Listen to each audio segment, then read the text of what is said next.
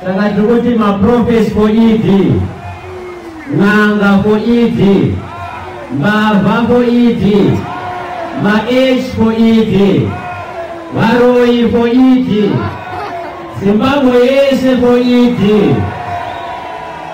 Mbavha for ED. Akangowanda ma ED asianda unza kuti Mbavha for ED apo panyi manyanya.